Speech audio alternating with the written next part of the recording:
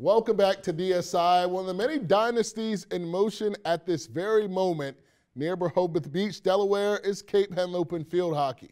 The ladies of Lewis came into this week 3-0 on the season, looking for their 9th state championship over the last 10 years. That, I don't even know how to describe that. Lulu Rishko going to get them on the board early against Sussex Academy. Then off the corner, Lily Ashby going to spot up, send a shot into the box, going to just sneak past the keeper to give the Vikings a 2-0 lead. Now, it wasn't all doom and gloom for Sass. Their keeper, Lily McElroy, stood tall against a pretty good team. Take a look at the pair of saves there to keep the score at 2-0. But just before the half, the pass inside going to find Sam Connors in front of the cage. She turns and shoots. Vikings lead 4-0 at halftime.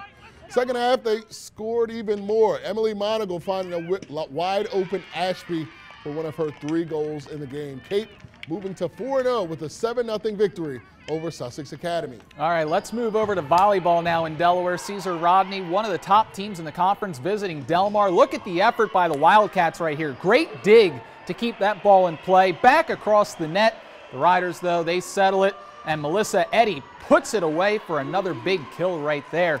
CR just a game away from an Elite 8 appearance last year, and they look pretty good once again. Cassidy Jester puts an ace on the board. Riders gallop back to Camden with a 3-zip win over Delmar. Trey. Brandon, that Cape victory sets up a showdown on Monday when the Delmar Wildcats come to Lewis. That should be another fun matchup. That's going to be fun. Winners of all of the latest state championships. I lost count on how many state championships these guys have won combined. But remember, Delmar beat Cape 4-0 last year at a matchup I was at in Delmar. So I'm wondering what will happen this time around. The Vikings have not beat Delmar since 2016. So that is something to keep an eye on early next week. That's right, and Cape lost 2 first-team All-Staters, including the Division I Player of the Year in Cameron Smith.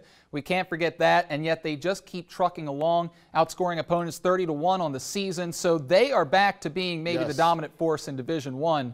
But Delmar is returning a lot of great young players themselves, including 3 first-team Division II All-State players. I mean, they're returning 3 of them, which includes Josie Holloman, of course, the best player in the state. You'd expect Delmar to continue the streak of beating Cape, I would say, in that one. What do you think, Trey? Yeah, I mean, Delmar just has an embarrassment of riches, and that's all we can leave it with. And back to volleyball, CR is taking their 3-1 record down to Indian River. They're welcoming in Indian River along with Rachel Eller, who's one of the best players in the state as well. That should be a great matchup to see where they fit in. I did not know that matchup was coming up on the schedule. That's good for you to point that out. Rachel Ellers is a name we all remember from last year. She had highlights all over our station all week long. Absolutely. Let's go to news now. When we come back, Governor Larry Hogan is taking precautionary action against the pandemic, and we'll tell you how.